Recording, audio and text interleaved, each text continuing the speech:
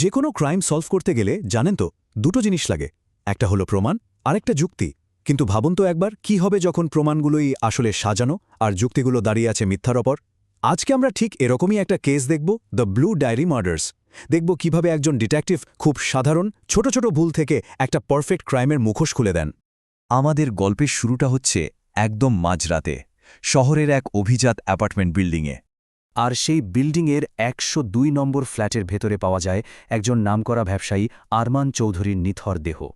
এই পুরো রহস্যের কেন্দ্রে রয়েছে তিনটে আলাদা আলাদা গল্প, তিনটে মিথ্যা, আর একজন ডিটেকটিভের কাঁধে এসে পড়ে এই মিথ্যার জাল ছিঁড়ে আসল সত্যিটা খুঁজে বের করার দায়িত্ব। চলুন তাহলে সরাসরি ক্রাইম সিনে ঢোকা যাক, মানে ঠিক যেভাবে ডিটেকটিভ অঞ্জন প্রথমবার পুরো ঘটনাটা দেখেছিলেন। যে কোনো তদন্তের শুরুতেই সবচেয়ে বড় চ্যালেঞ্জটা হলো অপরাধীর তৈরি করা ভ্রম বা মায়া থেকে বেরিয়ে আসা। এখানেও তাই, ঘরদোর পুরো লণ্ডভণ্ড, দামি জিনিসপত্র ভাঙা, সবকিছু দেখে মনে হবে যে একটা ডাকাতি করতে এসে খুনটা হয়ে গেছে।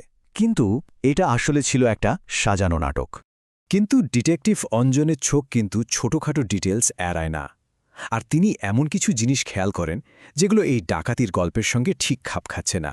যেমন ধরুন, মেঝেতে পড়ে থাকা রেড ওয়াইনের গ্লাসটা, ওটা কিন্তু অর্ধেক ভর্তি, যেন কেউ খুব আরাম করে কথা বলতে বলতে ওয়াইন খাচ্ছিল। কিংবা ধরুন, ভিকটিমের পায়ে জুতো পরা, দেখে মনে হচ্ছে তিনি যেন কোথাও বেরোনোর জন্য তৈরি হচ্ছিলেন। অদ্ভুত না? তো এই ছোট ছোট খটকাগুলো মাথায় রেখেই ডিটেকটিভ অঞ্জন তার তদন্ত শুরু করেন, আর জানতে পারেন খুনের সময় বিল্ডিংয়ের ভেতরে মোট ৩ জন লোক ছিল। এই ব্যাপারটা খুব ইন্টারেস্টিং। দেখুন, ৩ জনের কাছেই কিন্তু একেবারে যাকে বলে এয়ারটাইট অ্যালিবাই আছে, মানে পাথরের মতো শক্ত। কিন্তু একজন ভালো ডিটেকটিভের কাজই তো হলো সেই পাথরের ফাটলটা খুঁজে বের করা, তাই না? আর ডিটেকটিভ অঞ্জন ঠিক সেটাই করেন। তিনি প্রত্যেকের আচরণে খুব ছোট কিন্তু খুব অস্বাভাবিক কিছু জিনিস খেয়াল করেন, যা তাদের পুরো গল্পটাকেই কেমন যেন নড়বড়ে করে দেয়। ঠিক এর পরে তদন্তে একটা নাটকীয় মোড় আসে। এমন একটা প্রমাণ হাতে আসে যা পুরো কেসের মোড় ঘুরিয়ে দেয়। সোফার নিচ থেকে পাওয়া যায় একটা ছোট অর্ধেক পোড়া নীল ডায়েরি।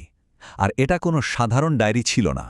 এর পাতায় পাতায় কোড ল্যাঙ্গুয়েজে লেখা ছিল বিশাল অঙ্কের সব আর্থিক লেনদেনের হিসাব। ব্যাস, এই একটা জিনিসই কেসটাকে সাধারণ ডাকাতির মোড়ক থেকে বের করে একটা গভীর ষড়যন্ত্রের দিকে ঠেলে দিল। আর ডায়েরির শেষ পাতাটা দেখুন কি লেখা, আজ রাত ৩টে, মুক্তি অথবা শেষ। এই একটা লাইনে কিন্তু পরিষ্কার করে দেয় যে এটা কোনো হঠাৎ ঘটে যাওয়া ঘটনা নয়, বরং এটা ছিল একটা পূর্ব পরিকল্পিত সাক্ষাৎ, যার পরিণতি ছিল হয় মুক্তি, না হলে মৃত্যু। তো এই ডায়েরিটা হাতে পাওয়ার পর অঞ্জন এবার ৩ সন্দেহভাজনের গল্পগুলোকে আবার নতুন করে মেলানো শুরু করেন। কারণ একটা বড় মিথ থেকে ভাঙার সবচেয়ে সহজ উপায় হল ছোট ছোট সত্যিগুলোকে এক জায়গায় আনা।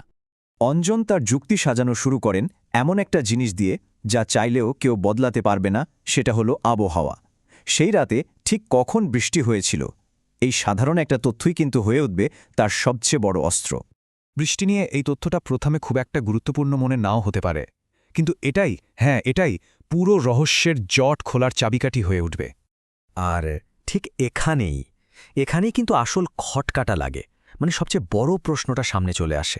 আচ্ছা, পার্সোনাল অ্যাসিস্ট্যান্ট সমীর যদি সারা রাত গেস্ট রুমেই ঘুমিয়ে থাকে, তাহলে তার জুতোর নিচে ভেজা কাদা এলো কোত্থেকে?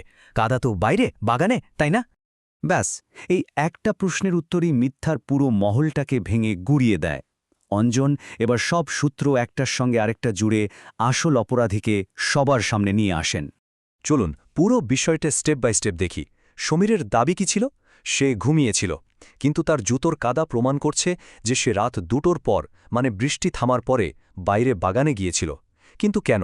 কারণ ওই নীল ডায়েরিটা, ওটাতে ছিল ওর সব আর্থিক জালিয়াতির প্রমাণ, যা আরমান জেনে গিয়েছিল। তাই সমীর এসেছিল ডায়েরিটা চুরি করতে, কিন্তু আরমানের কাছে হাতে নাতে ধরা পড়ে যায় আর নিজেকে বাঁচাতে খুনটা করে বসে। কিন্তু সমীরের প্ল্যানটা শুরু থেকেই আসলে ফ্লট ছিল। ও তো জানতই না যে আরমানের স্ত্রী সায়রা আগে থেকেই ডায়েরির আসল পাতাগুলো সরিয়ে ফেলেছিল, বা আরমানের পকেটে থাকা একটা ছোট চিপে সবকিছুর ব্যাকআপ রাখা ছিল। শুধু তাই নয়, ধস্তাধস্তির সময় আরমানের ঘড়ির সেন্সর থেকে নিঃশব্দে একটা অ্যালার্মা চলে গিয়েছিল। এই সব অকাট্য প্রমাণের সামনে দাঁড়িয়ে সমীরের আর পালানোর কোনো রাস্তাই খোলা ছিল না। একটা সাজানো ডাকাতির গল্প দিয়ে যে কেসটা শুরু হয়েছিল, তার পর্দা ফাঁস হল, আর বেরিয়ে এলো ঠান্ডা মাথার লোভ আর বিশ্বাসঘাতকতার এক ভয়ঙ্কর কাহিনী।